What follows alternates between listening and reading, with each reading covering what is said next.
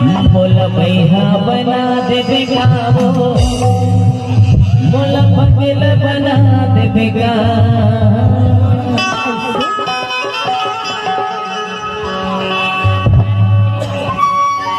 Mixed by DJ Raja Markam. मोला मैहा बना दे बेगावो, मोला मैहा बना दे बेगावो, पगल बना दे बेगा। और बसे बसाए हरी और बसे बसाए लगा दे बेगा।